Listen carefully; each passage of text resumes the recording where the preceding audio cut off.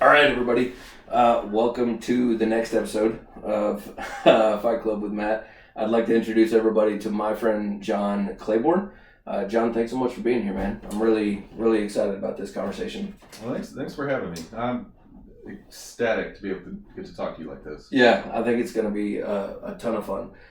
Lots of grace here. This is round 2, and we're still figuring out all the kinks of everything. But I'm really stoked, if nothing else, just to have the content of this conversation out and about, because over the last, I don't know how long we've even known each other, less than a year, like not that long, just really connected and really kind of hit it off, and really looking forward to maybe putting some of the stuff that I know is already in your head out into the world, and let people hear some of the cool things that I've gotten to hear in the short and brief time that we've known each other. I'm gonna fix this because it sounds better up close. Well, cool, man. Well, what's new, dude?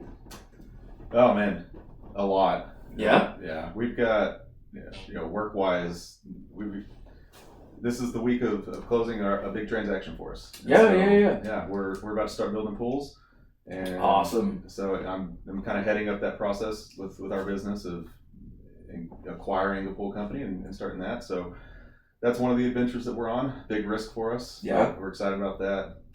Family, we're getting into spring sports, and I love watching our kids play sports. I grew up playing sports, and so getting into all the spring sports and family-wise, we're just in a really, really good spot. Yeah, you got 4 kiddos, right? 4 kiddos, and you're getting into pools, which is a great thing to be in when we're in the desert. That's which right. is where we are. So, congrats on that. That's awesome. You actually talked about that being like a big risk for you guys, and that's definitely on my notes of the stuff that I want to talk about with you.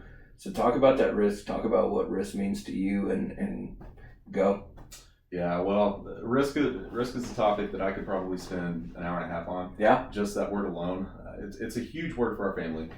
We've got a lot of key words. Part of our family mantra, risk is involved. And, it goes back to when I decided to leave our family's business. It's the only job that I had ever known. 11 years working for the family health insurance business. And then my dad decided to sell it, and I didn't want to stick around. Yeah. And so we took a big risk and went unemployed for 6 months on purpose. Got into an RV, spent a month on the road, moved down to Antigua, Guatemala for 4 months. Oh man. When we were supposed to, leave and then come back to Lubbock and start life again, but that's not risky. And so we decided we're going to move up to Colorado. We don't know anybody. Wow. I don't have a job. We have no reason to move up there. So we moved up to Colorado Springs, and that whole year, 2022, again, another topic I could spend an hour and a half on. Yeah, big time. Hardest year of my life. And so what we learned is, we took risk after risk after risk, and yet here we are. I would consider us thriving more than we ever have in life. Sure. And it's because of those risks. The risks had their negative consequences for us. Lost a ton of money during that time, and we haven't recouped it.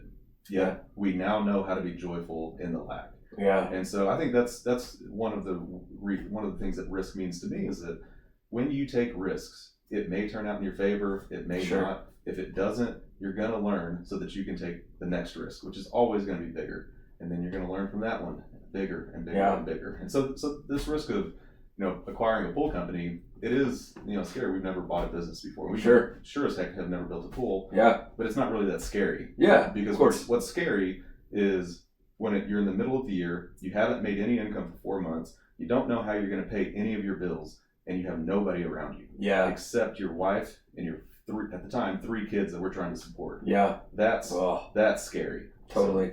So, yeah, I completely understand. That's awesome. I think that I never considered risk as that big of an issue, honestly, until like the last couple of years in my life.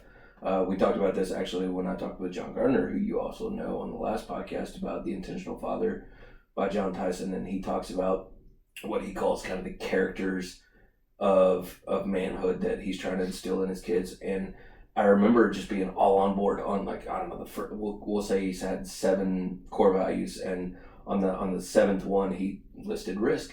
And he had this story where he brought his family from Australia over to New York City and decided he was going to start a church. and risked everything. I mean, came over with a suitcase, like left a family butchering business, I think, that was thriving there, and came here to start a church, and it turned out well. But I remember listening to that story and being like, I mean, everything else was cool, dude, but relax. Like, enough things have happened in my life where risk had not turned out well, or I guess more importantly, one thing had happened in my life where risk turned out really sour. And from that moment on, for about 10 years, I didn't want to take risk. I only wanted to do the thing that was guaranteed, live life comfortably, even if it meant like not making a ton of money. Like I knew that I couldn't quote unquote fail here. Like it was just kind of comfy. And kind of like you were saying, we're actually in the thick of taking risk right now. Like we've taken quite a bit of risk in our life, just with my job and what we're doing in life. And in the short 3 weeks, I would say, kind of like what you just said a second ago, like we're thriving more than ever, even though like not a lot has changed. Like the joy that comes with like just stepping out and trusting God to be a good God, and trusting like him to know the way when you can't see it, like that kind of thing. I don't know. I think it's really, really powerful. And you, in the conversation we had 2 nights ago, something that I came home and talked to my wife about that really encouraged me was I basically posed it to her and said, you know what I think was really exciting to hear from them was that like they lay out their dreams. Like, and they say, this is what I want to do. And I'm not like that. I don't say them out loud because then it feels real. And so talk about that a little bit. Yeah. Well, when you put yourself out there, somebody's going to hold you accountable to it. Yep. And so what it's terrifying. So I used to be, I'm very cerebral. I'm a processor. Sure. And so, fortunately the topics we're talking about, like I just mentioned to you, are they're topics that I've talked about for a long time. And so I can freely flow, but I used to be a processor to the point where analysis paralysis ran my life. Yeah. But I never got to a point of making a decision to actually go do something. Yeah. I knew everything about the ups and the downs, the pros and the cons of everything, but I would never say yes to anything. And so what I've learned is that the beautiful thing about putting your dreams out there and putting your risks out there is that you're going to fail publicly. Yep. And when you fail publicly, you begin to understand, one, people don't care about your dreams and your risks near as much as you do. And so when you do fail, the ones that are going to be there for you are the ones that matter. Yeah. The ones who are going to denigrate you and say that you're stupid for taking a risk, they're not your real friends. And so be done with them. Yeah, absolutely. So that's what I've kind of learned is that when we put it out there, one, it holds us accountable. People know I'm a prideful person. Sure. We all are. I don't want to fail. I don't want to go say we're going to go do this thing and then not follow through on it. Yeah. And so one, it's self accountability, but two, when you fail publicly, people they're going to see that, and every time you do it, it gets a little bit easier to fail publicly. Yeah. I think that would be, if I could offer encouragement to anyone, is fail publicly. Yeah. Do it in a really, really small way. Yeah, sure. There's a number of ways that you can fail publicly. When you do it in a really big way, now failure is kind of one of those words that has different definitions for different people. Did we fail whenever we went up to Colorado? Now, a lot of people would say yes, because we started a business and it didn't work. Sure. Is that a failure? I would put that as a failure. Sure. What that failure led to is what we're doing today, right now. Yeah. Had we not have failed, had we have succeeded in that, I would have been stuck in a business that I didn't really like. I didn't really want to be a part of it, but it succeeded, so now I'm stuck in it. Yeah. But because that failed, it led us back here to Lubbock to do the job that I'm doing now with people that I trust, care about, and want to move into the future with. Big time. And so it's those dots. One of my favorite images is, I said this right before we moved to Antigua.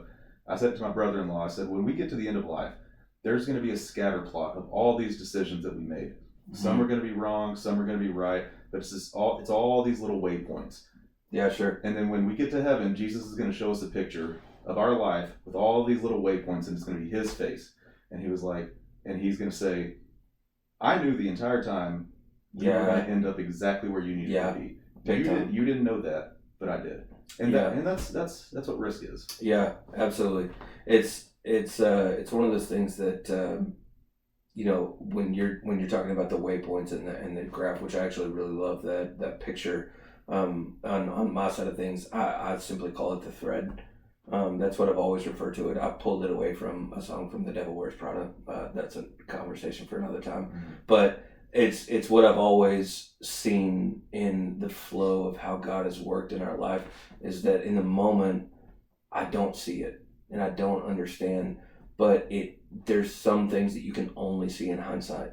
There's some things that like you just have to get out and trust, and he might show you 5, 10, 15, 20, 50, 60 years later down the road that you're going to see, oh my goodness, like I couldn't have seen that. And I'll take it a step further. I had a guy named Brian, was kind of a Agent of Grace pastor, mentor, and friend of mine for a time.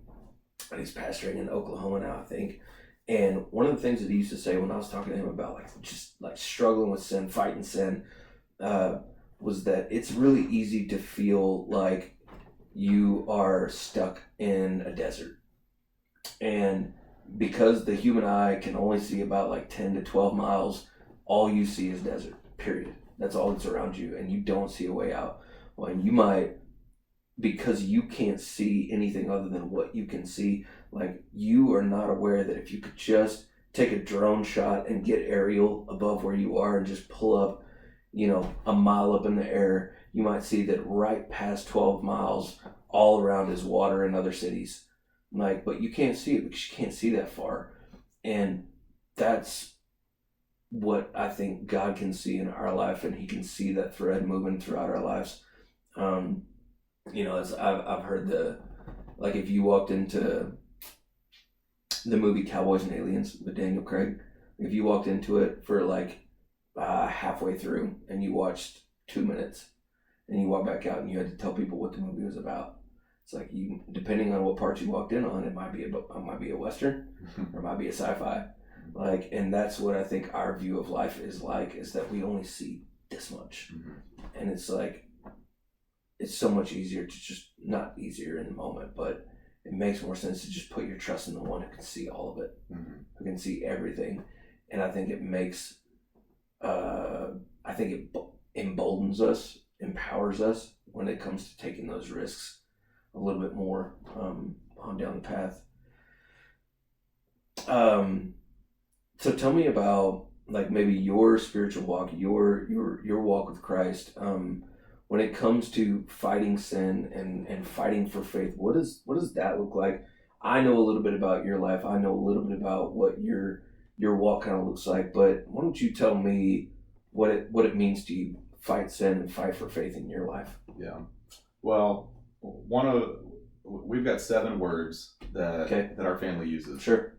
One of those words is freedom, and another word is authenticity. Sure. Authenticity was a word that came to us about 4 years ago. Sure. I don't even remember how we really started to kind of talk through this. What does it mean to live an authentic life? When I truly became an authentic person was in that season of risk and in that season of failure and all that. And the reason why is because it didn't matter. Yeah. I was failing left and right, and that's just how life was. Yeah. And so what I've learned in terms of my spiritual walk, authenticity is the thing that allows me to fight sin. When I keep sin in, all the bad stuff tends to come out. Yeah. I'm sharp with my kids. I don't have connection with my wife. Yep. I'm a poor performer at work. It affects all these areas when sin is just in there. Yep. And so authenticity is that one thing that I've discovered when you are open, and when you have a fight club with someone, or when you just have a coffee conversation with a close friend and they ask you how you're doing and you're able to say, I'm not doing well. Yeah. And here's all the reasons why. And they say, all right, I'm going to go grab another cup. I'm going to get one for you. I'm just here to listen. Yeah. That's what helps me fight sin. Big time. Really, it's not reading a Bible verse. Yeah. A lot of times it's not even prayer. Yeah. It is just that open, authentic conversation with another person that I trust that allows me to fight that sin. And the thing is I don't even know what all sins I need to be fighting right now. There's a handful that I do Totally. know, but there's also a lot that I have no There's a clue. bunch you have no idea about. Yeah. Yes. And so when I'm authentic about here's the sins that I'm struggling with, and somebody is able to say, okay, I understand that, and I agree with that. What I'm also seeing in you is X, Y, and Z. Yeah. When I'm able to be open and someone reciprocates that with me, that's when I'm like, okay, that's exactly right. Yes. And so I think fighting sin is, there's probably different theological perspectives on how you Sure. fight sin, Sure. but the way that I like to fight it is just out in the open. Yeah. Now, I'm not going to go tell everybody, hey guys, here's what I'm struggling with. I'm not going to send out a daily text of here's my sins that I did yesterday. Sure. Hold Yeah. me accountable. Yeah. But it's the open conversations is the number one way that I've learned to fight sin. Yeah. Yeah. I really, really love that, John. We've got that authenticity and that vulnerability as an aspect of community, as an aspect of the the larger church, I think is crucial. And when we're not taking advantage of that, I think you're right. Everything tends to start falling apart when we start to, I've heard somebody say that pride's not just, being proud. It's not just thinking that you're better than other people. It's also not thinking that you need help. It's also thinking you've got all this together. And that's what I think is so dangerous when it says pride comes before the fall. Is that when you think I don't need any help, I've got all this figured out, be aware that that's literally the place where most men fall, honestly.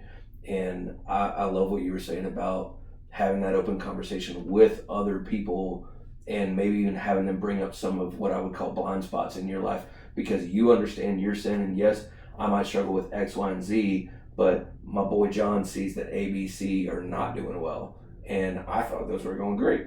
And actually, to that end, that reminds me, early in our relationship, in our marriage, John and Paige, and me and Sabrina have always been really, really tight. I remember one time, early in marriage, they took us to Chewy's. This might be why I hate this restaurant.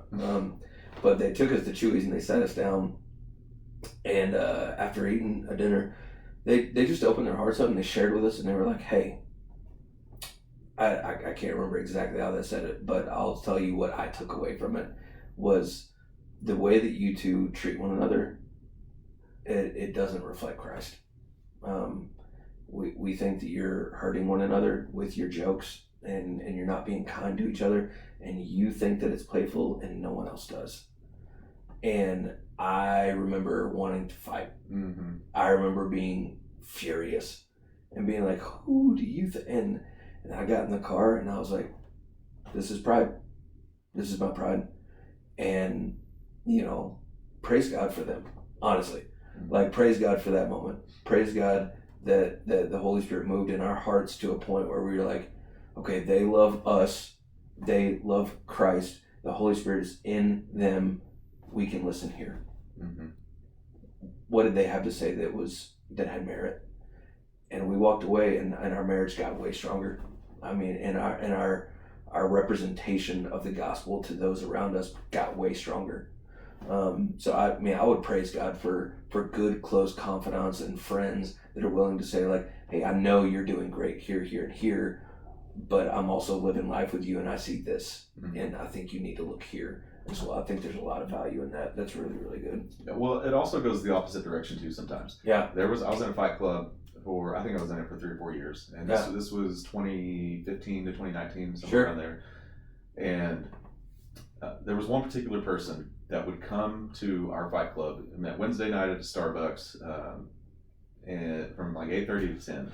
Every week for 6 consecutive weeks, he would come and he would complain about his wife. Sure. How she was the problem. Yeah. How it was all the problems that he had in life, professionally, personally, Totally. relationally, spiritually, it was his wife. Yep. I sat there for 45 minutes and listened to it one day. I know exactly the chair I was sitting in. Yeah. I sat in it last time I was at that Starbucks, and I turned to him and I said, you were the problem. Yep. Your wife's not the problem. Your kids aren't the problem. You were the problem. You want to know the next time he talked to me? 2 years later. Oof. Yep. 2 years. That's what it does. That's what authenticity and transparency does. Yeah. I was going to be transparent with him because I was right. Now, Right. there's been times in Fight Club when I've not been right. Yeah, of I'll course. totally admit that. In this particular instance, I was 100% right. You are the reason why you feel this way. Yeah. You cannot blame your spouse. You're Sure. not loving her well. You're not leading your family well. You're the reason why. And he didn't talk to me for 2 years. Yep. We finally reconnected, and we're friends to this day. But Yeah. that's what that can happen too with authenticity. And you've got to be willing to take those risks and say those things. Right. Now, I don't know if that had any impact on his marriage, positive or negative. We never talked about it after that. Right. But it's one of those things where if you're not willing to do that, if you're not willing to receive that, you then can't get that. Yeah. Yeah. Absolutely. It's a really tough thing, and I've said this before, even at that seminar that you were at. Like I've been open and vocal about this. Like, I'm not stupid. I know what we're asking you to do. I know that the call of a Fight Club and the call of vulnerability sucks, and I know that especially right out of the gate, it's really uncomfortable. Mm-hmm. And I'm in Fight Clubs now, whether it's like my ongoing peer-to-peer Fight Club or it's like a mentor-mentee thing that's just short term. I'm in Fight Clubs where they're just like, well, I'm just not like you. I can't do it. And I'm like, Jack, you should have seen me at the beginning, dude. I'd walk out. I'd be that guy that didn't want to talk to somebody for 2 years. Like, I've been in those places, and it's just like those wounds from a friend have long-lasting gospel-centered effect on my heart, big time. And the willingness to lean in and let that happen it's life-changing. And I think that's one of the things that, unfortunately, like here, I mean, this is where I live, so I don't know how it is in the rest of the world, but at least here, this has been one of the biggest means of spiritual warfare that I've seen take hold over men in the West, is just this: I've got it together, I don't need to talk, it's really uncomfortable to talk. That's a woman's thing to do. That's not for dudes. Like, we don't share our feelings. Like, we take the worst from our parents' generation and none of the best. Like, right. and it's that piece where it's just like, I can handle this on my own. And it's like the call of true strength in manhood is acknowledging when you need help, knowing when you're not good at something. I think I've said this about my current boss right now. One of the things that I love about him so much is that he knows what he knows, and he knows what he doesn't know. And for the areas of things that he doesn't know, he gets the people that he knows do know that to get into that spot. And that's real leadership. That's real manhood, is to say, like, I need help, and I'm not the one to do this. I'm way better at this thing, so let me bring some other people in that can help, that are good at this. And I don't know.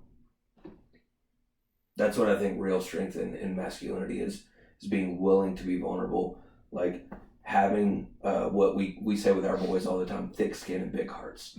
Like, this is the heart of David. This is the heart of the Father. This is being willing to fight to the death for justice, and being willing to get into a deep conversation with your spouse or with a friend that's hurting, and empathize and sympathize and go deep with them and open your heart up to them, and having both characteristics be simultaneously true about you as a man, I think really brings us into biblical masculinity, at least a better picture of it. Yeah. Well, there was a time, probably 2 or 3 months ago, that I was just really struggling with something, and I'd been struggling for 4 months. Yeah. And it's not because I didn't want to tell anyone, it's because I didn't even know how to say it. Yeah. And I finally, John was part of this text group. Yeah. A guy named Andrew and a guy named Josh. Yeah, sure. And so I texted them, and it was Sunday afternoon about 12:30, and I said, guys, here it is. And I sent this super long text about this thing that I was struggling with. Yep. And it's a deep-seated struggle of mine. It has been for a long time. Sure. Just involving comparison. And so I just sent this out and was like, guys, here's how I'm feeling today. And I'm just putting it out there. I don't know how else to say this, but here's my struggle right now. At 9:00 that night, I was sitting in John Gardner's kitchen with these 2 other guys. Yep. Now, the crazy thing is they all live a 30-second walk away. Sure. And I live a minute away. And so it was just this, all right, we're going to come around John. We got there. Everybody had some whiskey. Yep. And they said, just go. Just start talking. Yep. So I just started talking. Went home. My wife was still up. Talked to her about it. Spent another 2 hours talking to her. And it was one of those moments where I thought, I am so grateful that I didn't want to go talk to them. Yeah. I just wanted to get it out. Yeah. They forced me to talk. Yep. Then my wife forced me to talk. I woke up on Monday morning like a new person. Yeah, let's go. It's not that it wasn't a struggle anymore. Absolutely. The burden wasn't there anymore. Right. And so that's the beautiful thing when you're authentic and when you're transparent and when you're willing to put yourself out there. And it was a sin of mine. I was confessing a sin to them. Yep. I confessed the same sin to my wife, and that burden was lifted. You Yeah. know, we don't have to fight for freedom anymore. We get to fight from a place of freedom. Yes. Because the freedom's already been given to us. Yeah, absolutely. Freedom was given to us on the cross. Sure. So we don't have to fight for it. Battle's been won. Yep. Freedom is ours. It's our choice to live from that place. Yeah, absolutely. That's a game changer, and it's definitely worth diving into deeper onto that, because that's one of the main issues that I myself have dealt with, and I continue to deal with, and lots of the guys that I deal with on a regular basis. This is where we walk through, is this struggle to think, I've got to earn it. I've got to put in enough buy-in for me to be able to get grace, for me to be able to get justification, for me to be able to get salvation. Like, I've got to put enough in so that he deems my offering enough and gives it out to me, when the reality is that it was given to us at the cross, like you said. I mean, that is where God's redemptive plan for salvation for the world found its completion and found its yes and amen moving forward for those that would call on the name of Christ, right? And so it changes the game when you're operating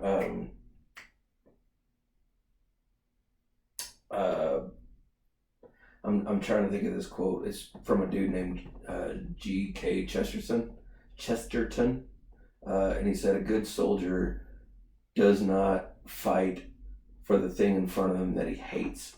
He fights for the thing behind him that he loves. And it's an analogy, so it's not going to be perfect, but the reality is that, like, we're not fighting to get something for something in front of us. We're fighting against sin because of what's already been done for us. And so I love that. I really think it's a good place to lean in. Something that I wanted to ask you about on here that I definitely wanted to spend a little bit of time on was the first time you and I went to lunch at whatever that Pancake Plus was. It's like a really bougie cafe, but I liked it. It was pretty good. I call them core values. You call them the 5 targets, I believe. Yeah. Okay. And I think ours are identical except for the last letter. So talk to me about the 5 targets. What are they? How'd you get them? How'd you develop them? What do they mean to you on a regular basis? Just open up. Man, yeah. So the 5 targets started when I ran this podcast called the Amos Project. I ran it. Yeah. Like it's a business. I started a podcast Sure. called the Amos Project, and the Amos Project was about adventure and risk in life. Sure. And so, as I was kind of thinking through what do I want the Amos Project to be about, I started asking myself, what are the most important things in life? If I had eliminated everything else, what are the 5 things that I want to carry with me forever and ever and ever? Until the day that I die. And so the 5 targets are faith, family, fitness, finances, and friendships. Okay. And now, as I kind of rolled those out, I talked about them all the time. Yeah. It was my new thing. I thought it was really cool. Yeah. I also thought I was the only person in the history of the world that ever had those specific 5 targets. And so I came across somebody on Twitter, back when it was Twitter, and this guy, he laid out, he called them something different, like his 5 principles or something. Sure. And it was those 5 things. It's like, oh my gosh, this is my twin. Yeah. So I messaged him, was like, dude, I got the same 5 targets. Never heard back from him. Yep. And so then I kept seeing, there's a guy named Steve Weatherford, who I used to follow all the time. Former kicker for the Giants, big believer, kind of gone a little bit weird now. But he had faith, family, fitness, and finances. Just didn't have friendships on there. Yeah, sure. So, but those are the 5 core areas. And so when I pray, the decisions I make, it's all based around this idea that these are the 5 most important areas of my life. Are the decisions I'm making right now, are they impacting those areas positively or negatively? Yes.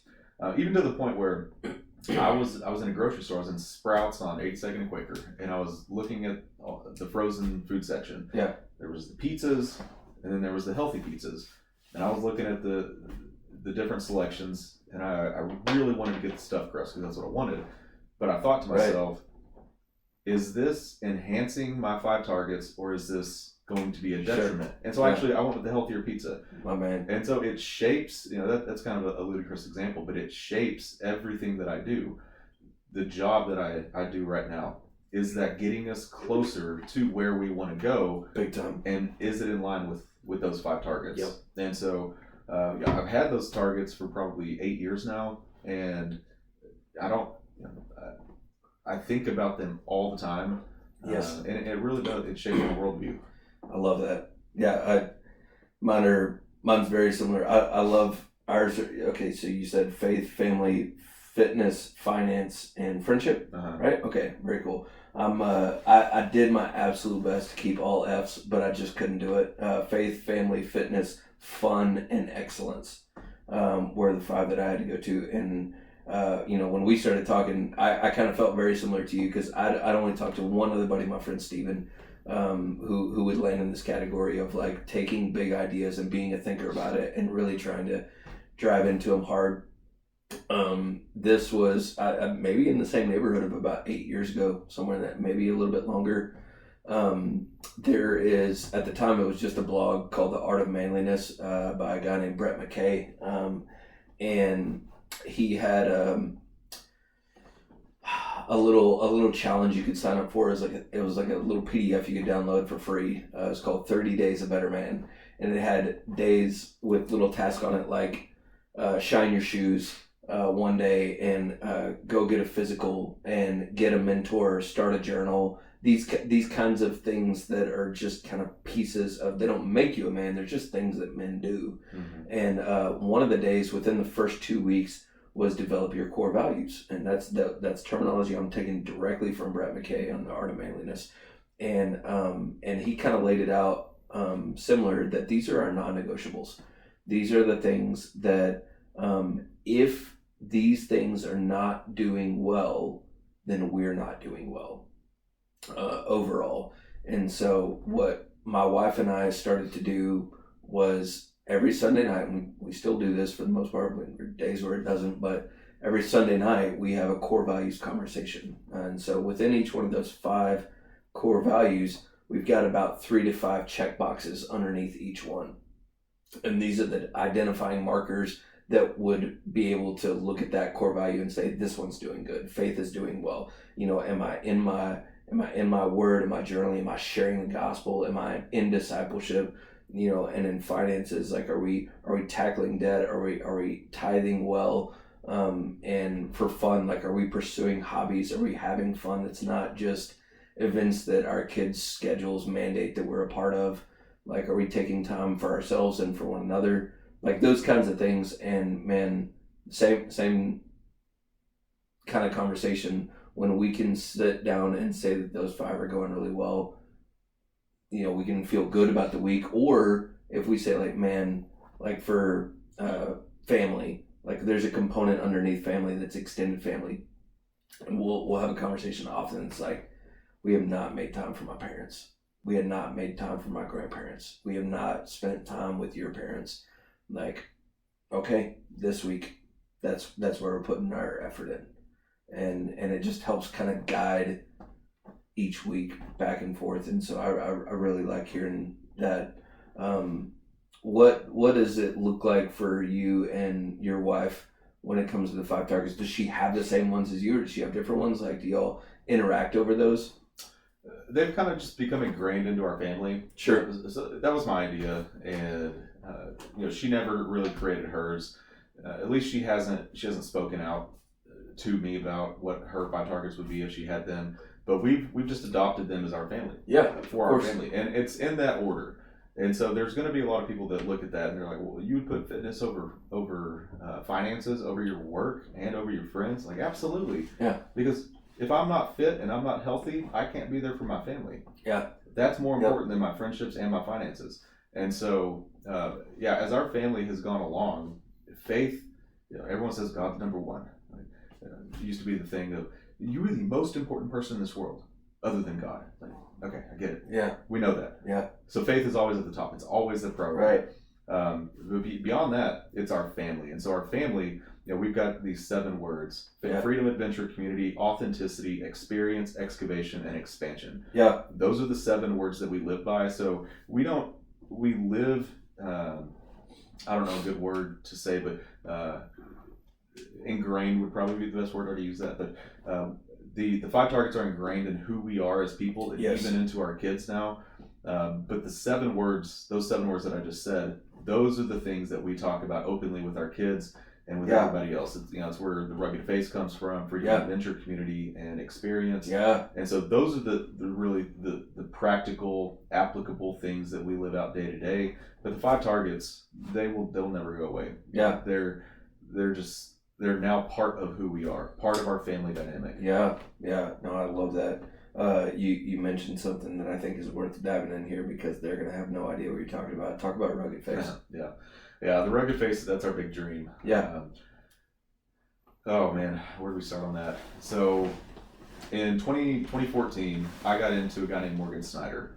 So he was it was Ransom Heart back in the day, John Eldridge's group. Oh, sure. And then that became Wild at Heart. Well, Morgan Snyder is a guy that started this movement called Become Good Soil. Sure. And what he did was he led it's not a fight club, but it's along those lines of that type of gathering for men. Sure. And he just started leading retreats. And he wrote a book, and I just fell in love with the idea of gathering people together. Yes. At a beautiful place with a setting like this, and just talking about the most important things in life. Yes.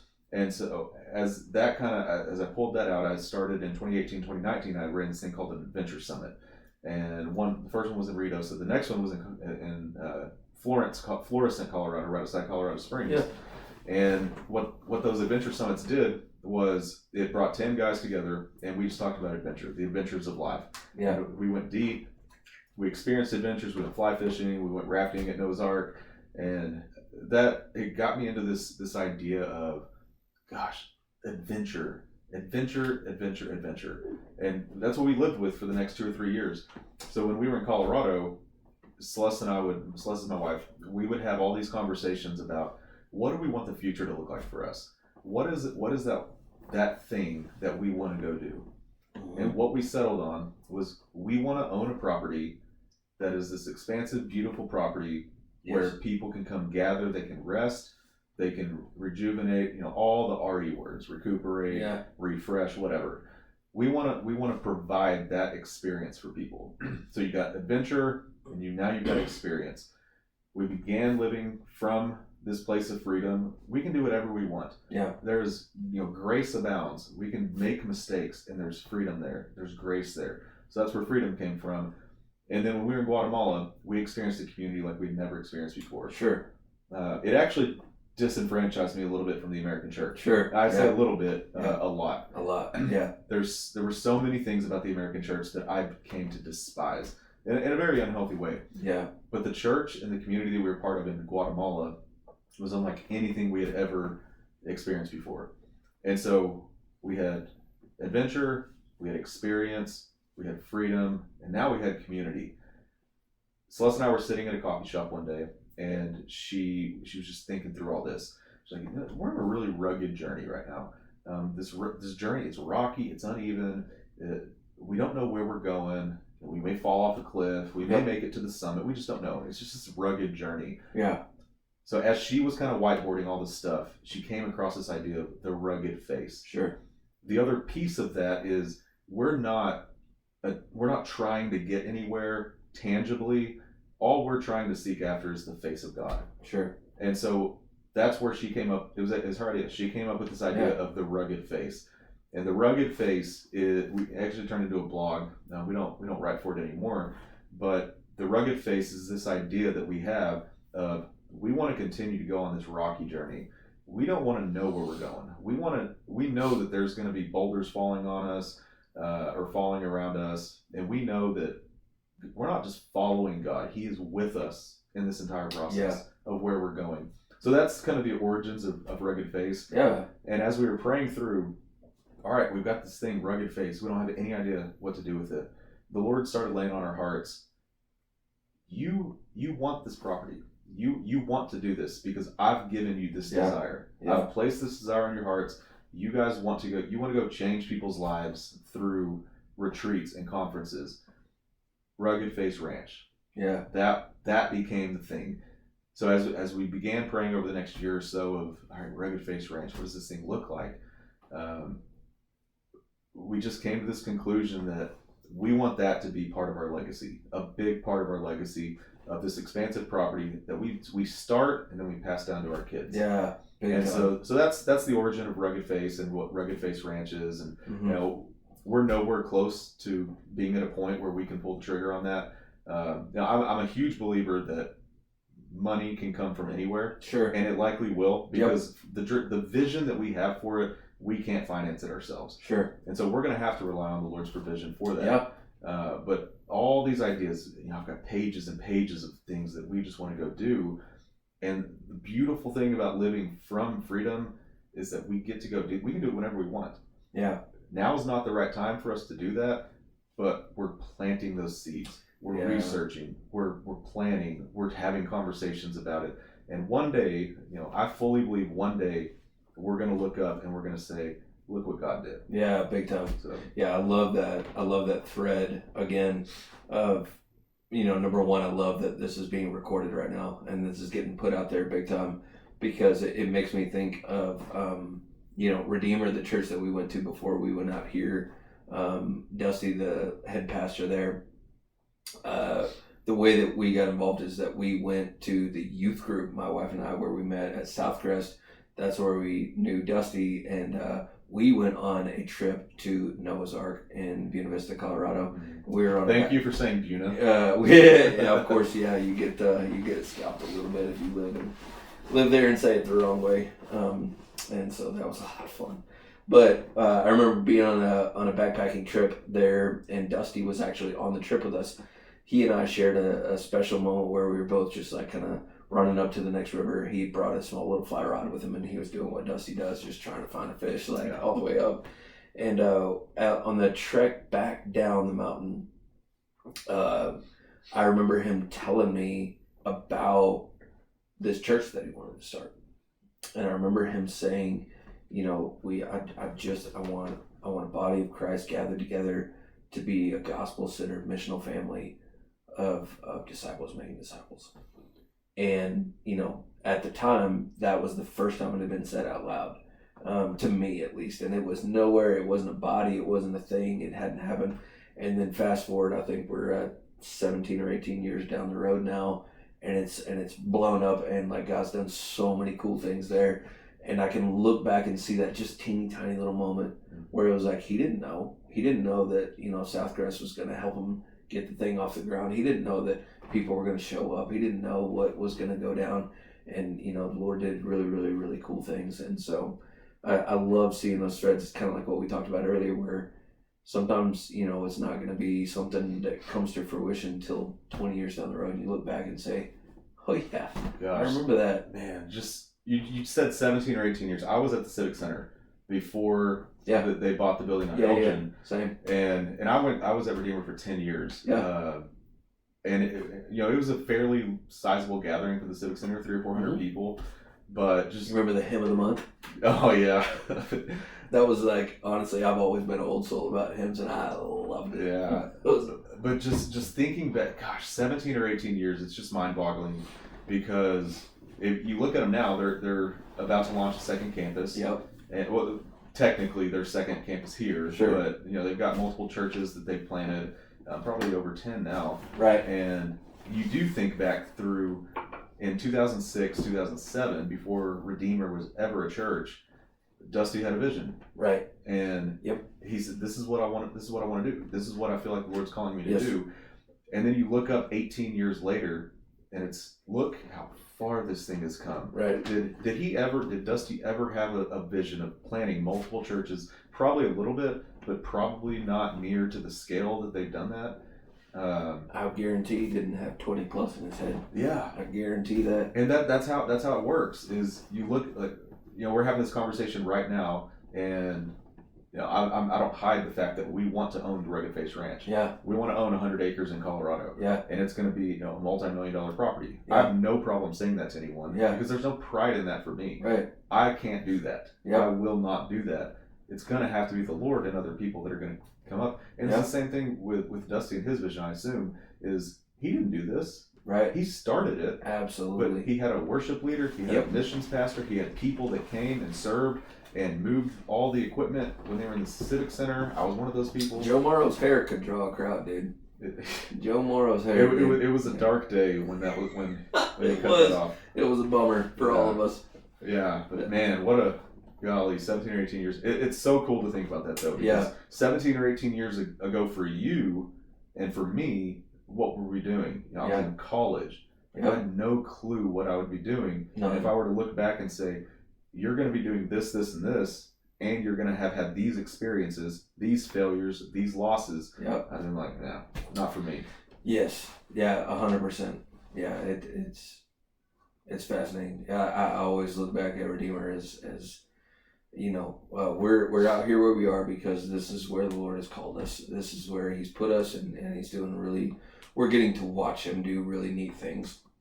Right now, we're very thankful for that, and I'll always be grateful for the work that God did in my heart and my family's heart in shaping us and molding us through the many men and women that have bled and cried tears and had bruised knees from praying so hard and diligently at Redeemer in the life of our family. Honestly, like I would not be who I am today if it wasn't for many of the men that I walked through life with there.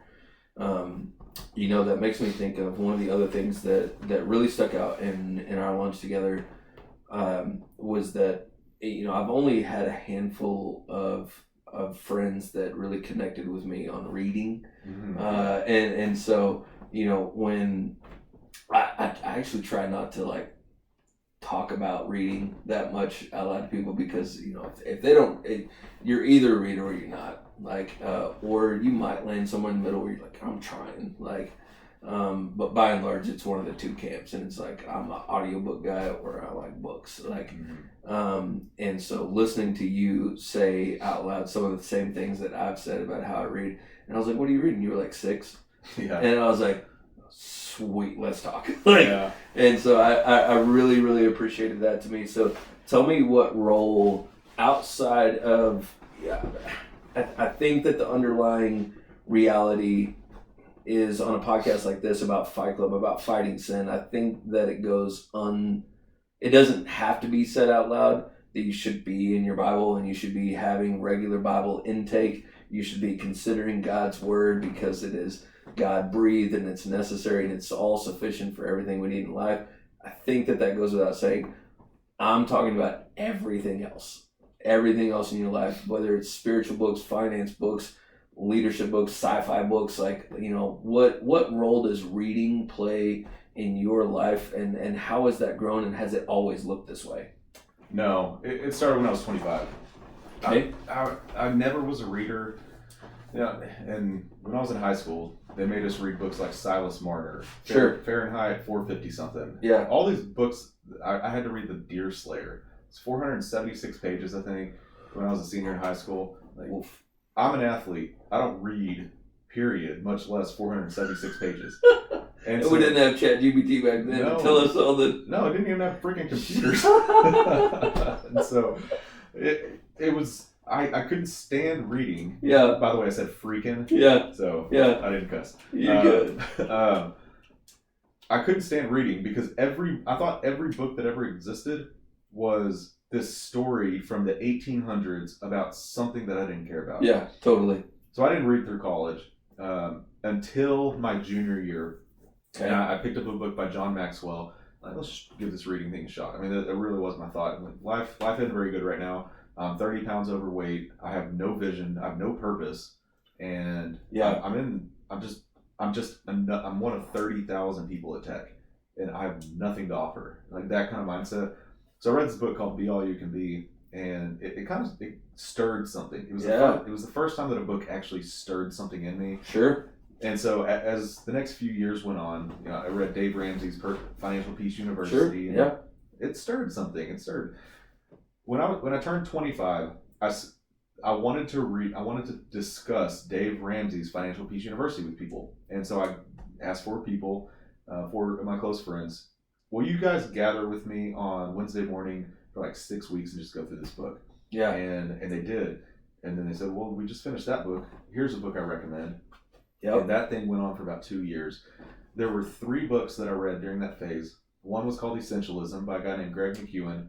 Another one, The Art of Work by Jeff Goins. And then Start With Why by Simon Sinek. Yeah. I read those back to back to back. Yeah. Those 3 books completely altered the trajectory of my life. Because when I read Start With Why, I asked myself, why do I want the things that I want? Because I'd written down this list of, here's all the things that I want. I want to be a millionaire by 30. I want to own a second house in a mountain town. Yeah, sure. I'm 35. Like all these stupid things. Yeah.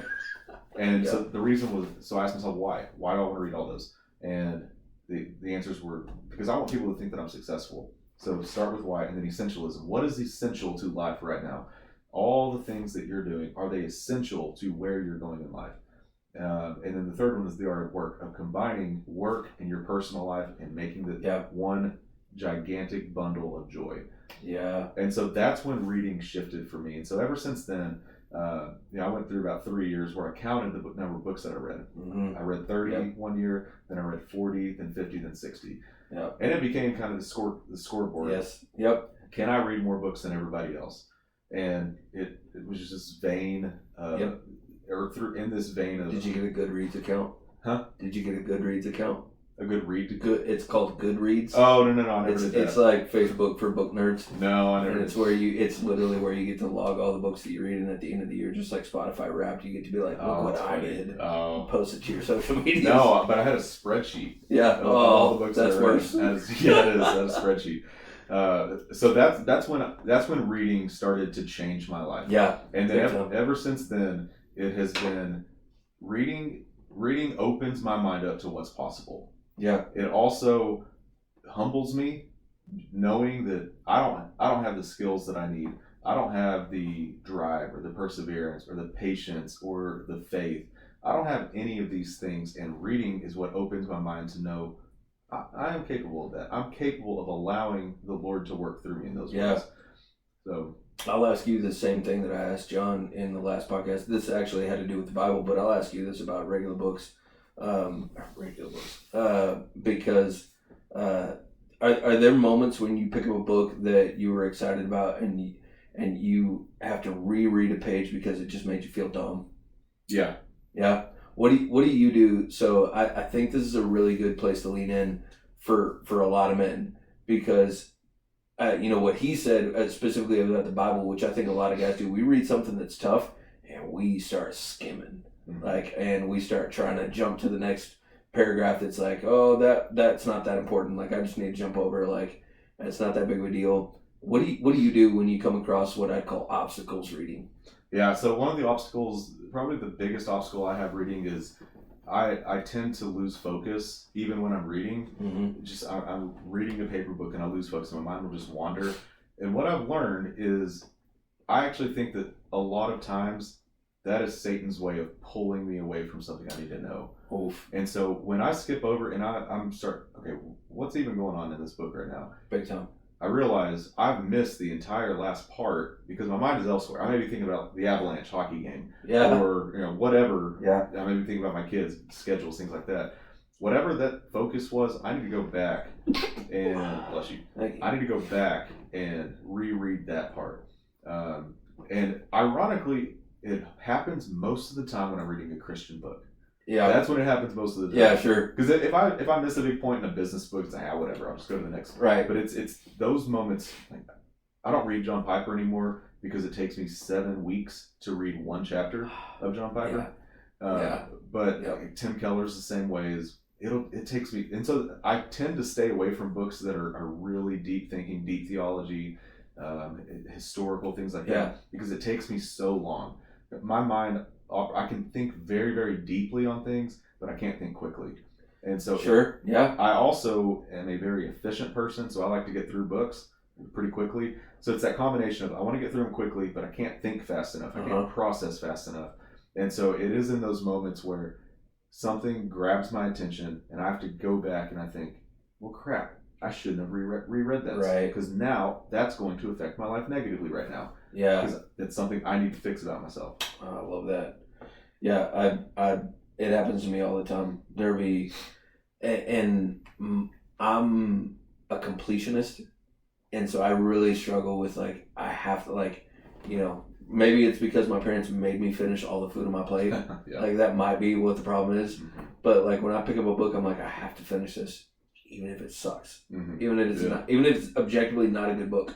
Yeah. This is going to be sour to put out on the internet, but I love Matt Frazier, the CrossFit athlete. I love him. I've loved everything he's ever put out. His book, Hard Work Pays Off, was not good. Rough. Yeah. I mean, I don't know. It was not a page turner for me, and I had to put it away. Like I had to put it down, even though I was like, I bought it on pre-sale. Like I was excited to get it, and then I'm 4 pages in, and so I've gotten to a place where I'll give you 10 pages. If you can't capture me in 10 pages of writing, I don't care what you have to say for the rest of the book, honestly. And the only person that I make an exception for would be like Cormac McCarthy, like The Road, or All the Pretty Horses, or all of his writings. I think he's arguably the greatest author of like our generation. But the way that he'll write a story is, it'll be 400 pages long, and 398 of them are going to be painting a picture. And then that last paragraph on the last page, have you read The Road? I haven't. I recommend it to every dad ever. That same guy, Brett McKay from The Art of Manliness, he reads it once a year. I don't have that in me because I rarely can get through the last paragraph without tearing up. And it's just one of those like real difficult books, but it's a good one.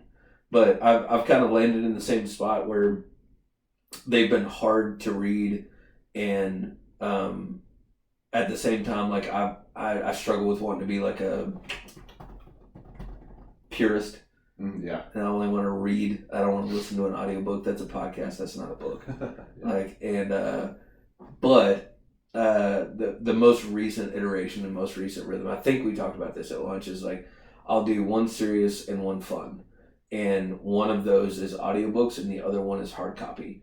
And then when I'm done with both, I'll flip-flop. And I'll do a fun one in person, and I'll do a serious one, audiobook, and then I'll flip-flop.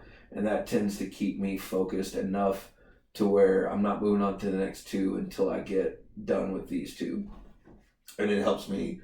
I tried like the 6-book thing for a while, and man, I get way too distracted. Yeah. So I kind of have to keep I'll keep like a running deck of like what's on deck, like on my desk over there, like, and like this is what I'll pick up next. But that's really good. What's your favorite book lately? Oh man, I should have prepared for that one. That's all right.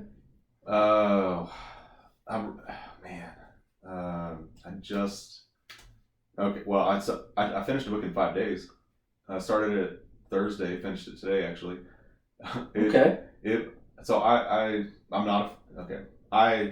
I can't stand talking politics. I am completely enthralled with politics though. And so I read this book called Uncharted. It came out last Thursday. I did the pre-sale. Okay. And I started it Thursday and just hammered through it. It's about the election last year between Harris and Trump, and all behind the scenes of it. Sure. So fascinating.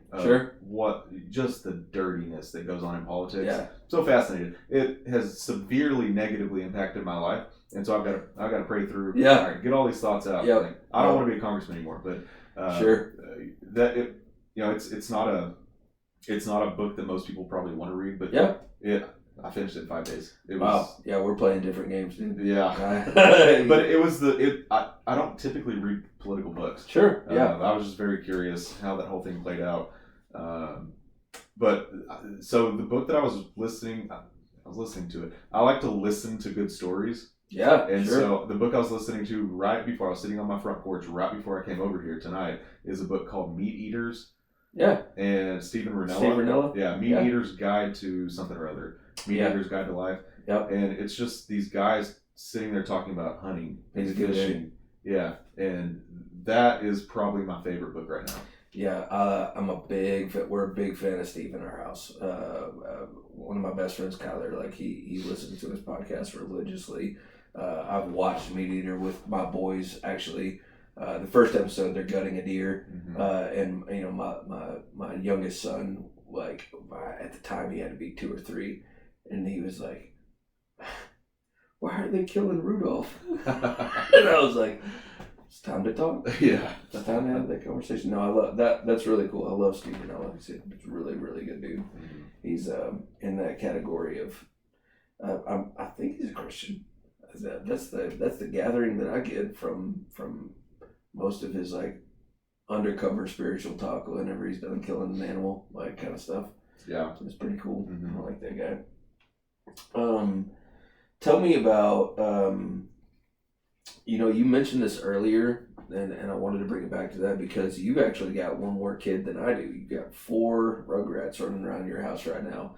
And so tell me an answer to this question I think a lot of guys have, especially whatever season they're in, whether it's young parents, old parents, single, really busy at work. We tend to find ourselves in the thick of our schedule no matter what it is. Like whether you have 1 kid or like my friend has 11 brothers and sisters. And there's a case to be made for whatever schedule you have. So my question to you is with your business that is booming and you're about to get really, really busy, and with your 4 kiddos, and with a marriage you're trying to keep alive, and with your walk in discipleship, like how do you find time? I mean, physically, how do you find time for your walk with Christ, and for some of the more spiritually heavy disciplines that are required in your life? Well, this has been a kind of a talking point. The answer to this question has been a talking point with my wife and I for pretty much ever since we moved back to Lubbock. I don't hang out with people. We host a dinner at our house once a month. Yep. I'll do things like this from time to time. Well, things like this. First podcast I've done in like 6 years. But time to time. Yeah. I will do one-off things. I do not hang out, and people know that, because what is my number one role as a husband and a father? A protector. Yeah. Protector of their bodies, of their hearts, their minds, souls, and spirits. It is my job to protect them with the help of the Holy Spirit, with the help of the Lord. And so one of those ways that we protect our family is we protect our time really, really well. And I actually would say, there's so many things that I have to improve on, that I desire to be better at. One of those things that I feel like I do really well and that our family does well is we protect our time. Yeah. And so one of those sacrifices, you think about the 5 targets, it's really 4 targets right now. I've got those friendships and I've got those relationships, but I don't hang out. To the point where people have stopped asking me to hang out, and it doesn't bother me. Yeah. And so I'm very selfish with my time from 5:21 in the morning until 7 o'clock. That is my time by myself. If my kids wake up, I'll talk to them, I'll address them, but they know this is my time. Yeah. And so I'll go in the garage, I'll do my workout, I'll read and I'll pray. And then as soon as 7 o'clock hits, from 7 to 8 o'clock, it's me getting them ready for school. It's their time. Yep. And of course I go to work, come home, and it's just family time. Yes. Now we have activities that we go to, but we limit our kids to 1 activity at a time. Yep. And 1 or none. Yeah. And so I think we're extremely protective of that time. And I was having a conversation with someone on Friday morning, and his kids they're a couple years older. He's got 2 girls, and I think they're 11 and 9 maybe. Okay. But he's starting to get to the realization that his 11-year-old is over halfway done with the house, potentially, if she goes off to college. And when you have that mindset, like our oldest just turned 9. She's halfway through. When you can let that thought sink in of, I may only have 9 more years of her living with me in the house. It changes your schedule real fast. Big time. And so, in terms of protecting our schedules, I think we do a pretty good job of protecting. Now, what that leads to is because I don't have those releases and I don't have those outlets, I choose not to go hang out with people. I get frustrated. I get impatient. Yes. I lose my cool from time to time. Yep. And I feel like that's a byproduct. I would rather have that than look back 10 years from now when Addie's going to college and say, if I would give anything to change what I did in her first 18 years. Yeah. And I don't think I'm going to have that regret. Yeah. Yeah, I love that. That's really, really cool. It's a daunting realization that I'm in the middle of having those conversations with people right now about, you know, how are we going to make sure that we're making the most of this time that we have, because like, you know, as a Christian, like what's our first mission field? What's our first mission field of sharing the gospel? Well, it's leading our children in the way. It's leading our children so that, like, you know, we're following Christ and we're saying, follow me as I follow him. Like, we're doing it, you know, on a daily basis. And I think it's really convicting for that time that you have. I also agree with, like, the, you know, early morning routine. Like, you know, while I'm not, like, you know, the Joe Rogans, it's like, you know, I'm going to wake up and I'm going to hop in a body of cold water for 3 minutes. I'm not interested. Like, I might take a cold shower every now and then just to feel awesome about myself.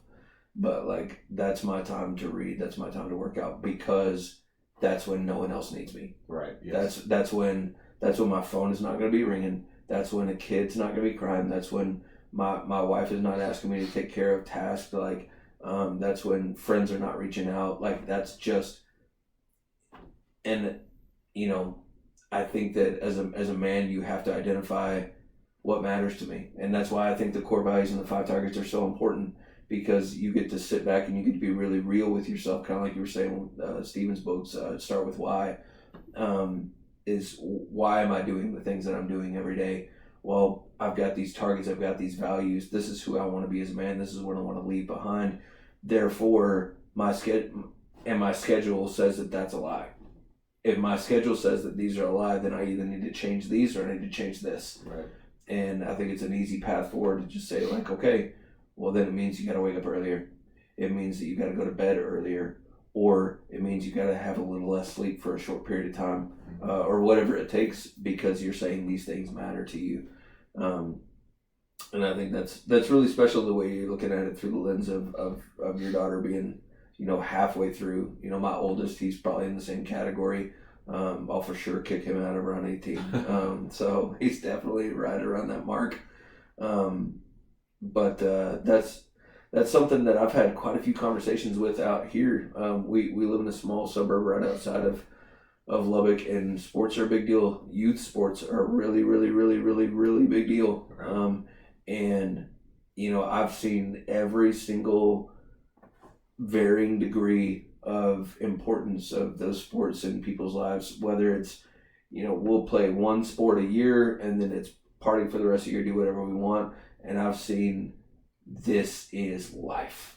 Like, we don't do church, we don't do hangouts with people, we don't do this, that, or this or the other, because this is life. Soccer is life, baseball is life, football is life, and we'll make every other sacrifice to ensure that, you know, whatever goal we're trying to get out of this is gotten. And, you know, it's a unique issue, because and I don't know how it looks like in your area in y'all's Little League sports, but in our world it can be very quickly adapted as, well, you don't want to miss out. You know, I don't want my kids missing out. But then there's the other side that you know to be true. You know that at best they might retain one of these friends when they're our age. At the best. Right. Like, I mean, how many of your Little League sports teams are your 3 a.m. friends that you call right now? Like, none of mine. Right. And so it's like, what are we really making the sacrifice for? And is it worth it? And sometimes it's tough to make that call. when it's the value that's all around. Mm-hmm. And I know, at least from some of my other friends that are in Lubbock, like I've heard the same things about Little League and sports in general like that, or even extracurricular activities like band or dance or I don't know. Whatever. Well, there's all sorts of things. So there's the kids sports, but then there's traveling. Yeah. For a lot of people, it's their work. You have a husband and wife team that runs a business. Yeah. There's all sorts of things that fill that time and fill the gaps.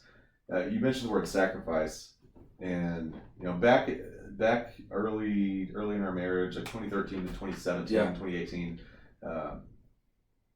I would find myself from like from 9 o'clock to 11 o'clock, just sipping on a 6-pack, because that was the only time when I got to not think about anything. Yeah, I had no worries when I was inebriated. Sure, life was just good. And it just in that 2 hour, and so then go to bed at 11, have horrible sleep, wake up at 7, you rush to get out the door. And it's just that cycle, just over and over and over again. Yeah. So we have to consider the sacrifices that we have to make. Giving up drinking, if that was that really a sacrifice? Was it a sacrifice? Yeah. Or was it whatever the opposite of a sacrifice is? Like it was a gift. Yeah. Like it was a gift giving up drinking, because my relationship with my kids and my wife is so much better now than when I was intoxicated. Yeah. And it was there was a night.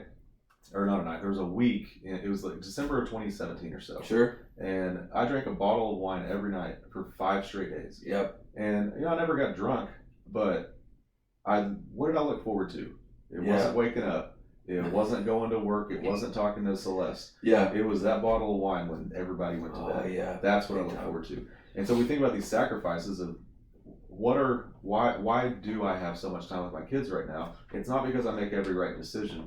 It's because we make concerted efforts because of the pain of past decisions that we've made. Yes. And past choices that we've made. That pain outweighs the 2 hours of pleasure for a drink or something. Yeah. And I think of everything, that's the thing. And I'm so glad I learned that at 38 instead of 48 or 58. Yes. And I thank my wife for that. I thank our kids, and I thank the Lord for that. Because if the way I am, I'm either all or nothing.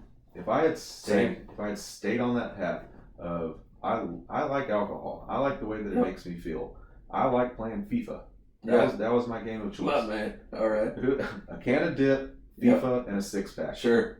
Now, if I could have that like right now for one night, sure, I'll take it. Yep. But it was just a habit. That was the pattern. Yep. And it detracted so much from life. And life is so much more full and exuberant and joyful now because I understand the pain of what that was like. Yes. Oh, absolutely. I can't more closely associate with you on this category, because I will give you 110 miles an hour, or I will give you 0 miles an hour. Like there's nowhere in between. Definitely in the exact same category. Life hasn't always looked like this by any stretch of the imagination. When I first became a father, we got parental leave at the company I used to work at, and I think I took 2 weeks off. I had no idea how much time I actually needed, so I just took 2 weeks off. And then about 4 days in, I was like, it's time to go back to work. And but I was really stressed out, didn't have any clue of what I was going to do. And in the same vein, very, very similar, I bought the biggest handle of Sky vodka you could get. Nice. And I bought the big boy, and it was my goal to kill that before I had to go back to work. And I got it done real early. Yeah. And I actually used to smoke cigarettes back then as well. And man, I was in at least a pack a day, and we just my wife wouldn't kiss me. And so I didn't care. I just go out in the back when it's raining and sleeting outside, and I go sit in the shed like a little addict and just sit there and smoke. And putting those things down and moving forward and not letting them be an identifying marker of our life, like, man, it led to so many different things. Like around the same time was when John invited me to CrossFit. It was really dubious the way that he made me do it, because I said no to him for like a year. And then he tricked me, and I got in one day, and I never looked back. And I was like, man, it really sucks moving my body, and smoking. And so, I mean, I quit cold turkey and, went through the sweats for a month and never looked back. But again, all or nothing, I won't even have a cigar. Because I'm just that way that, like, if I do a little, I'm gonna do a lot. Right. And so we steer clear of that. But it brings me to the next component of what this makes me think of, whether it's alcohol, whether it's tobacco, whether it's video games, whether it's clicking on a link you don't need to be clicking on, whether it's doing something on your work trip you shouldn't be doing, whatever it is in your life. I know you and I have talked about this, and I know we talked about it like that seminar a few weeks back. Is what our boy Tim Keller calls the sin beneath the sin. Is that, like, I've found in conversations with men that it's really, really, really easy to say, I'm drinking too much, I'm not reading my word, I've just been angry, I've been passive. Like, it's really easy to say these flowery words or the things that everyone else is saying, and it's real hard to talk about what he calls, or what I've at least heard called the source idols of comfort, control, approval, and power. These things that we ultimately believe are going to give us what we don't think Jesus is going to give us. And so we buy into that lie, we bite that apple, we run that direction because we're like, maybe just this one time, this bottle or this link or this action or just getting this extra cash in a devious manner is going to give me that approval. And for me, out of those four, I don't know where you land on these, but mine were always approval and comfort. I say were always, they are approval and comfort. And so, when my life felt chaotic, a bottle of vodka or whiskey or whatever have you, I wasn't a big beer drinker. I never was, and I never will be, but anything but beer, like, was always going to be somewhere where I could just go be comfortable. And I could at least feel like everything was okay, even though things were a nightmare. And that can be true for any other action that I would take that was choosing to identify myself with a character other than who Christ is. So where do you kind of land, if you're comfortable talking about, like, on those source idols, and how do those flesh out, and how do you see those flesh them out in men around you? Yeah, well, one of the main questions that most men in our life stage ask, I think there's two main questions. One is, am I enough? Do I have what it takes? Yeah. That's the question. Do I have what it takes? Do I have what it takes to be the man that I need to be in the household? Do I have what it takes professionally? That's a question that haunted me for a long time, because the answer was always no. Yep. I don't have what it takes. Now, going back to freedom, the answer is, do I have what it takes? No. But in such a positive way, is I don't have what it takes, and I never have, and I never will. But the good thing is that the Lord gives me the strength and the provision. He gives me everything that I don't have. So now I do have what it takes because of His strength and because of His power. Big time. And so that has led into my source idol has always been approval. And, approval from the standpoint of, do my parents approve of my life choices? Sure. Do they approve of where I have come from? Do they approve of where I am now? Are they going to approve? And then you certainly get into professionally, which this is a little bit of what I talked about on Saturday night. Yeah. There's not a whole lot of people that know what I do. And so why am I now at this point where I want to try and prove to everyone that I'm pretty good at what I do? Yeah. Professionally, I'm adequate. I have a couple of skills. Why do I find the need to want to get their approval when my wife knows I provide for my kids? We've built this life that we love. We're living the life that we want to live right now. Why should I care about the approval of other people?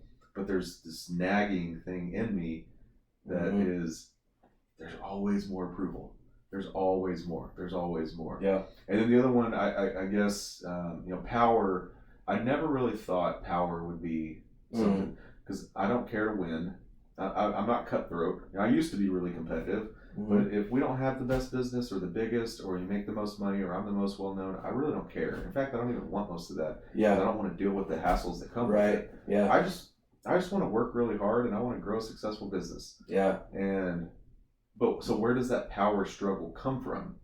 And I think for me, one of my favorite quotes is "Live in the day, measure in the decade." I used to measure. Cool. I used to measure in the day, and so I used to think, well, I'm 27. Here's where I should be. Yet all my friends they're so far beyond me. They're so far past me. I want to have that power. I want to have the power that I run a conversation. I don't want to be the one that's asking all the questions. I want people to ask me questions. I want that power.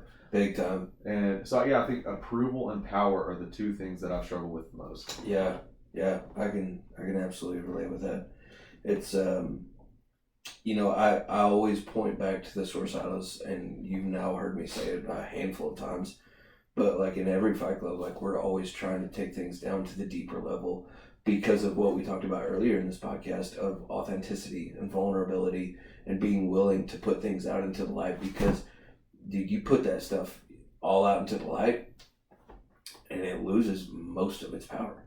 Yeah. I mean the temptation is still there because of your weakened state and sin, but by and large it loses a ton of its power because most of its power is found in the fact that no one knows, and that it's a burden you're bearing all by yourself. Mm-hmm. But then when, just like in the story that you told, like when you share that burden with other people, and when other people get right next to you and they put their shoulder up right next to it and they start to carry some of that load on their shoulder, guess what happens? Everything gets lighter.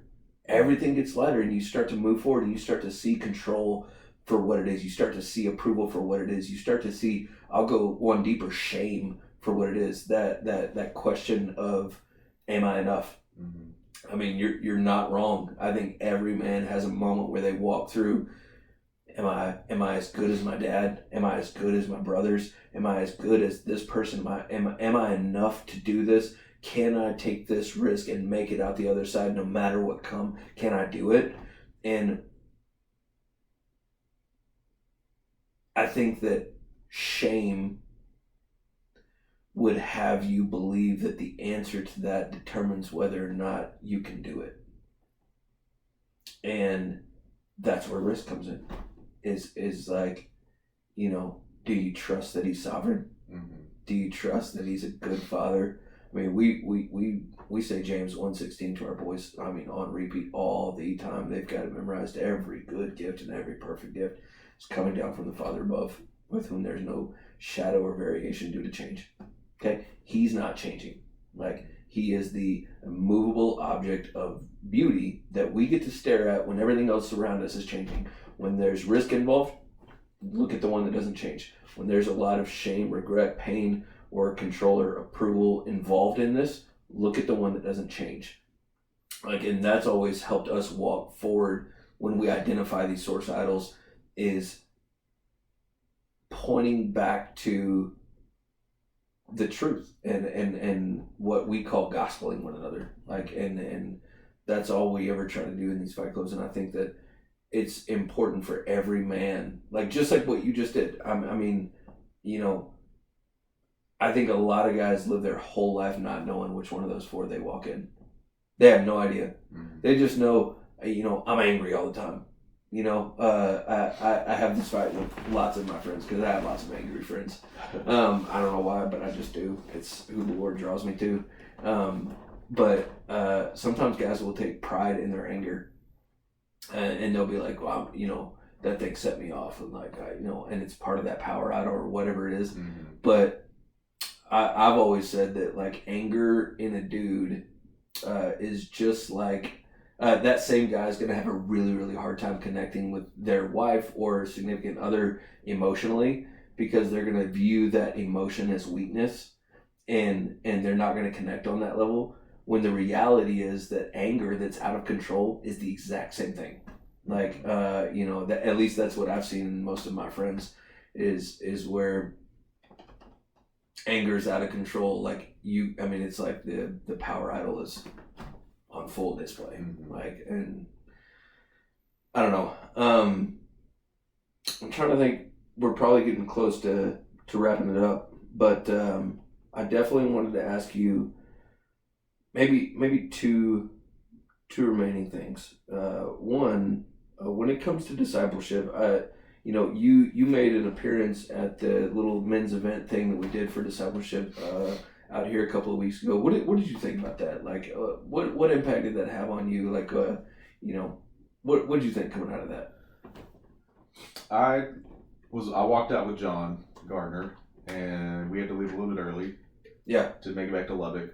I walked out with him, and my first words were, "That was the single best illustration of discipleship that I've ever heard in my entire life." And I meant it. Yeah. It was succinct. It was to the point. It was 2 hours, but it was so clear. And I mean, you laid the hammer down. So I know you're not asking that question for me to gloat on you, but it was I could see your passion on display, and I could see years and years of study on the subject. Yeah. And now I don't know anyone in there, and so sure. I don't mind saying this. Yeah. It was just very different from my church experience. Yeah. Sure. I mentioned on Saturday night when I was looking around during worship, there weren't a whole lot of hands raised. Yeah. Now, I may have thought that in judgment, and sure. But it was such an interesting way of seeing you on stage, laying in, not to anyone in particular, but just laying into the congregation of, this is what is missing from this church, from all of you people. This is what's missing. Sure. And feeling convicted of that myself, I haven't been in a fight club in a long time because of various life circumstances. Yeah.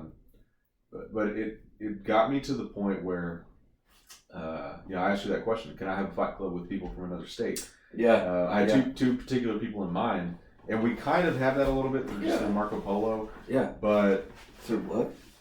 Marco Polo, it's an app, a video app. Oh, okay. I hate it. I was like, the pool game? Yeah, no. But I walked away from that thinking, what if this message was not just heard everywhere else, but truly lived out? Mm-hmm. How much would our city and our state and our country and our world change if men decided it is time for me to be vulnerable with other men and fight for the things that need to be fought for? Yes. Yeah, absolutely. That's, I walked away from that. That was my first time doing anything like that. Mm-hmm. I've talked in front of people, and it's one of the very few avenues that I feel, for whatever reason, I feel comfortable doing it. And there's a lot of things that give me the shakes, but talking in front of people is not it. And so I like doing that. But when I came home and talked to my wife about it, she was like, well, how did it go? Because we didn't like video it or anything. And she was like, I want to watch it. And I was like, I'm sorry, it was a secret. You'll never know. It was just for us. But I came home and I just told her, I was like, this is what I want to do. Like, and it's what led to doing this podcast. It's what led to these conversations that we're having and looking for. But I appreciate that. Thank you for the kind words. Like, it's been a process of it's just one of the things that it's why we're out here. Like, we feel like we're watching God do something in the hearts of men, because everything gets better when daddy takes the step. Mm-hmm. Everything. Yeah. I mean, ironically enough, kids start following Christ at a younger age. Like, mommy starts thriving whenever daddy's protecting and daddy's loving and daddy's guarding. Like, these words that you're using about your children, saying, I'm first a protector of their bodies and their minds and their souls and their hearts. Like, that's my step. When dads take that step forward and they start fighting the way the Bible tells us is best for a man to do, when we start taking those steps, everything gets better. Yeah. And I can't tell you how many conversations I've had with men just out here in the last 2 years that are coming and saying, like, they've kind of woken up and they're starting to take real steps in their walk with the creator of the universe. And I can't tell you how many times I've heard this statement, dude, everything's better. Everything, I don't get it. Right. Everything's like, we don't fight as much. Like, like I prayed out loud with my kids for the first time in 7 years. Like I'm, work feels better. Like, I mean, everything, and I'm just like, because you're living on what was John Piper's big one back in like the early 90s? You're not living a life wasted. Yeah, don't waste your life. Yeah, don't waste your life. Yeah. Like, find your purpose. And your purpose is the Great Commission. Mm-hmm. Your purpose is to make His name great. And when you start doing that, I'm not promising flowers and rainbows. Right. But it'll be the opposite for a while. But yes. But I am promising purpose. Right. But I am promising that the end is guaranteed. 100%. It's guaranteed. And I think that's really good. It makes me think of when we were talking about books. My favorite one that I've read recently is by a guy named J.T. English. And he wrote a short little book called Deep Discipleship. And it's kind of in the same vein of Fight Clubs and Gospel-Centered Discipleship and like all the same categories there. I just remember one piece in there. He had a lot of really good things to say. I'll for sure plug that book. It's a quick and easy read. But he said that one of the main problems that we're seeing right now is that, we've got these churches that are great worship, funny pastor, 1,000 events for you to go to. We'll I don't know. There's a buffet table for the Lord's Supper that you can pick 1,000 different versions of Lord's Supper to take from. Like, and church becomes more. It's become about, we need butts and seats. Like, we need lots of butts and seats. We need to dunk a lot of people. I'm not saying that's not important, but we need numbers to be able to point and say things are going well, when historically that's never been true in the church. Historically, like, this is why church history is pretty important, because what he says in the book, and I'm sorry to derail from that, but what he says in the book is that one of the main issues is that we're not asking too much, we're asking too little. The buy-in is just show up. That's it. We'll do it all. We've got leaders on staff. We got a funny pastor. We got good worship here. We've got a new CD dropping next week. Like, we've got things for you to show up to. Like, we're going to do this and this and this and this and this and this and this for you. All the heavy lifters are up here on the stage. You just show up and we got you, boo. We got you. And we're not asking anybody to lift a finger. Right. And we wonder why men are disengaged. We said this in our Fight Club not too long ago. Men, I'm trying to think of how we said it. Men, if we didn't kill it, we'll never enjoy eating it as much as if we did. And it's that same concept of like, dude, like, the way that we're created was to work hard. And that's kind of what I've seen. And what we did that night, I feel like, was a big stride forward in saying, pick up a sword. Or at least do some push-ups and get ready to. Like, just take one little step off the couch. Yeah. Off the couch. But yeah, I think I appreciate that. Well, you got anything else, dude? I don't know. Do you have anything else for me? I'm interested, one thing that I was really interested in asking you, Jonathan Dotson, the writer of Fight Clubs, actually sent me a book. I think it's called The Unbelievable Gospel. I asked him a question when we talked on the phone about how he shares the gospel, and he was like, I'll tell you real briefly, but I'll send you a book that tells you my full thoughts. And I was like, 100%, I'm in, please. And so it's been a question that I've started to like lean in more on my believing friends is, how do you share the gospel? What does that look like for you? I've actually felt very insecure about the answer to that question. Yep. And full transparency is I don't do it well. Yep. And it's not because I live from the mantra of preach the gospel and if necessary use words. Yep.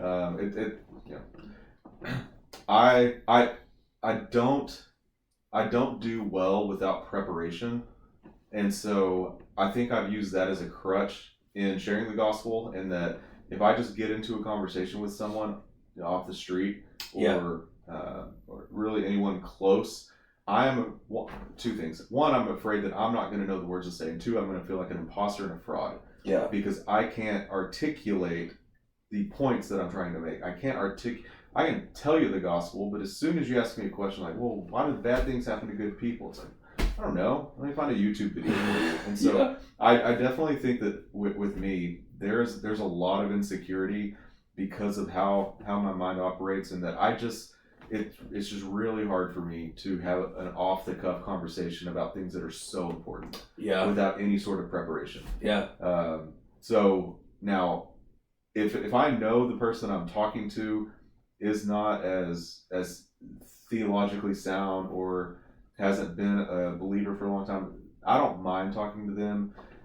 But it's those people who are just really intelligent and who have a chance to catch me in a moment where I don't really have an answer for you. I think that's what prevents me from really having those gospel conversations. To be fully transparent. No, I love it. I'm for sure in the same boat. Like I can point back to 2 times that I've shared the gospel in the last year. Arguably, that's more than historically. Mm-hmm. But still, like 2 times in the last year is nowhere near the amount of time that I talk to people about the books that I read. Nowhere near the amount of time that I talk to people about, the fish that I've caught or what I've done in my life. The things that, like, my bank account would say that I care about the most. Mm-hmm. And so I'm still actually fleshing it out. Like, if I'm really honest, and I think it's good to try things, because I believe that God is fully sovereign. Like, I don't think I'm gonna fail. Like here, like I think that He's in control of the world. Like, and like it's His movement. Like, and I don't have to worry about it. But like, I think that even what I'm trying to play around with is like, like when we were kids, like they were like the evangelism like movement. Yeah. And it was like the WWJD bracelets. Right. And it was like, everybody would ask the prompt of like, if you're gonna die tonight, what are you gonna say to God to let you in? That kind of thing. And taking the best of that and leaving the terribleness of some of it, like it's like there's something there. There's something in this, like, if we believe that Christ is real and that hell is a real place, like then like this matters. So I'm playing around with like how do I do it? Do I do like if you die tonight, or like the one that I've kind of leaned into, and I just tried to write it down, was just like telling the story real, like as briefly as possible. Like if you could tell the story of the world that God, the way I say it to my kids, or I'm trying to, is God made it, we broke it, He restored it, and we can. I'm trying to think how we say. God made it, we broke it, Jesus restored it, and if we put our faith in Christ, He will redeem it completely. Mm-hmm. Like I that's just in a nutshell. And see, I don't even have it worked out perfectly, but it's like, I don't know. It's honestly just a question that I'm asking people to find out where some people are, to see if somebody's got some better routes than I do. Because as of right now, like one of the times that I did it, like I just had a Bible in my car, like an extra Bible in my car, and there was a dude on the side of the road that needed money, and so I put like some money in the inner envelope of the Bible, and he came up, and I was just like, "Hey, dude, God loves you, and He's real," and like, and I drove away, and that was me sharing the gospel the best that I could, right. and it's like, I think that there's 2 different lanes. There's the relationship route, which like we all would lean into, and that one can be years and years and years, and then there's like, you're gonna see this person one time, and that is it. Right. And it's like, what are we gonna say in those moments? But I don't know. I'm still figuring it out. Yeah, it's a tough one. I could write about it. When we had our blog going, there was all sorts of gospel in the blog that we were writing. Yeah. And that was very easy. But when it comes to face-to-face interaction, the idea of, I'm not an evangelist. I don't have the gift of evangelism. That played around in my head for quite a while. I just don't have that spiritual gift, and so I never felt the pressure. But to fulfill the Great Commission, it's not exclusively with words. It's certainly not exclusively with actions. Yep. It's a combination of the two. So the gospel's being shared, whether you know it or not. Which gospel are they seeing and hearing? That's one of the key questions. Now, but to actually evangelize and to speak face to face with someone who is not a believer or who is a believer, and they may not be theologically correct. Sure. That's a whole other ballgame, and it's not one that I'm comfortable with right now, to be honest. Yeah, absolutely. Yeah, I'm definitely walking through it. I don't have an answer. Yeah. Honestly, it's just something that I'm playing around with, because like there's enough. I've read enough scripture to know that it matters, and like I've felt. Somebody else told this to me, like the way that I just said it earlier, that when we had this exact same conversation, he replied to me and said, I feel like you'll tell a stranger on the street about CrossFit. Yeah. And I was like, because they need to be fit. Right. And it's like, and that was kind of one of those vulnerable moments where it was like, that let me into a value in my heart that, like, I may or may not place here. And that could be part of it. That's certainly not the only reason. But it's definitely worth considering, like, when and where and how and why we do it.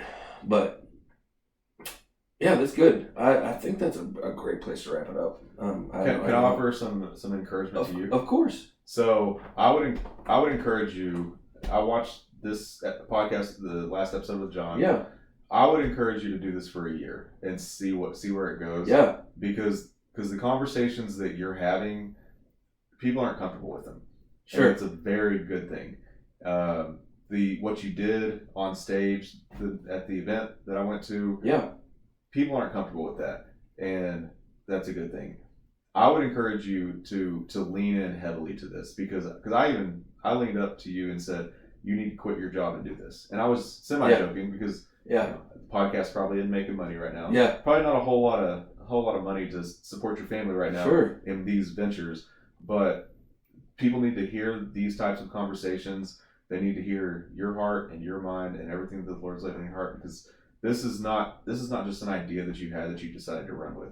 Yeah. This is a calling that has been developing in you for the last 15 or 20 years. Yeah, sure. And so I would encourage you to do it for a year. Thank you. And keep it up, because you're logistically, no one really cares about the logistics. Yeah, they care about the content. Now it needs to look appealing and all the editing and stuff like that. But what people really want to hear is they want to hear something's going to change their life. Yeah. And I think they're going to hear it. Indeed.